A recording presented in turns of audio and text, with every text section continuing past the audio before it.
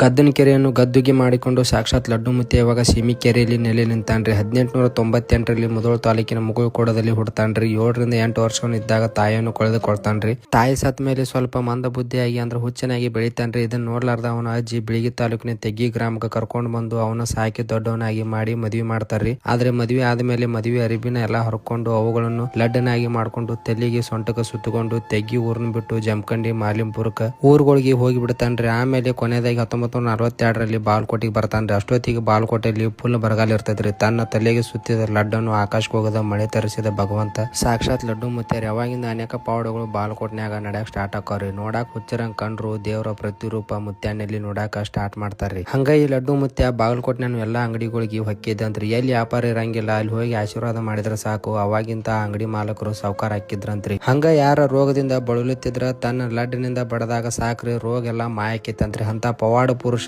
ಬಾಗಲಕೋಟೆ ಭಗವಂತ ನಮ್ಮ ಲಡ್ಡು ಮುತ್ಯಾರಿ. ಹಿಂಗ ದಿನಾಲು ಒಂದೊಂದು ಪವಾಡಗಳು ಮಾಡ್ಕೋತ ಬಾಗಲಕೋಟೆಯಲ್ಲಿ 60 ವರ್ಷ ಕಳಿತಾನ್ರಿ. ಒಂದು ದಿನ ದೇವರ ಆಜ್ಞೆ ಹಾಕೈತ್ರಿ. ಅಷ್ಟೊತ್ತಿಗೆ ಮುತ್ಯಾಗೂ ವಯಸ್ಸಾಗಿರ್ತಾವ್ರಿ. ಪಾಟೀಲ್ ಅವ್ರ ಮನಿ ಕರ್ಕೊಂಡೋಗಿ ಎಷ್ಟೋ ದವಾಖಾನಿಗೆ ಎಷ್ಟೋ ಊಟ ಮಾಡಿಸಿದ್ರು ಮಾಡಂಗಿಲ್ರಿ. ಹಿಂಗ 45 ದಿನ ಉರುಳಿ ಹೊಕ್ಕಾರಿ. 3/8/1993ರಲ್ಲಿ ಬಾಗಲಕೋಟೆ ಮಹಾನ್ ಜ್ಯೋತಿ ಶಿವ ಚೈತನ್ಯ ಹಾಕೈತ್ರಿ. ಆದ್ರೆ ಬಾಗಲಕೋಟೆಯಲ್ಲಿ ಇವ್ರನ್ನೆಲ್ಲ ನೋಡ್ಕೊಕ್ ಒಂದು ಕಮಿಟಿ ರಚನೆ ಮಾಡ್ತಾರ. ಆ ಕಮಿಟಿಯವರು ಅಜ್ಜನ ಕೇಳಿದಾಗ ನಿನ್ನ ಗದಿಗೆ ಎಲ್ಲಿ ಆಗ್ಬೇಕಪ್ಪ ಅಂತ ಕೇಳಿದಾಗ ಸೀಮಿ ಎಂದು ಹೇಳಿ ಜಾಗವನ್ನು ತೋರಿಸಿ ಕೊನೆ ಉಸಿರ ಬಿಡ್ತಾರಂತ್ರಿ. ಅದಕ್ಕಾಗಿ ಲಡ್ಡು ಮುತ್ಯನ ಗದ್ದಿಗೆ ಸೀಮಿ ಕೆರೆಯಲ್ಲಿ ಐತ್ರಿ. ನೀವೇನ್ರು ಹುಬ್ಳಿ ರಸ್ತಾದಿಂದ ಗದ್ದಿನ ಕೆರೆ ಮೇಲೆ ಹಾಶ್ ಹೊಂಟಿದ್ರಂದ್ರ ಈ ಅಜ್ಜನ ಮಠ ಐತಿ, ಹೋಗಿ ಭೇಟಿ ನೀಡ್ರಿ. ಈ ವಿಡಿಯೋದ ಬಗ್ಗೆ ನಿಮಗೇನು ಅನಿಸಿತ್ತಂದ್ರ ದಯವಿಟ್ಟು ಕಮೆಂಟ್ ಮಾಡ್ರಿ. ಬಾಗಲಕೋಟೆಯವರು, ಗದ್ದಿನ ಕೆರೆಯವರು, ಸೀಮಿ ಕೆರೆಯವರು ಈ ವಿಡಿಯೋ ನೋಡಾಕತ್ತಿದ್ರಂದ್ರ ದಯವಿಟ್ಟು ಕಮೆಂಟ್ ಮಾಡ್ರಿ. ಎಲ್ಲರಿಗೂ ನಮಸ್ಕಾರ ರೀ.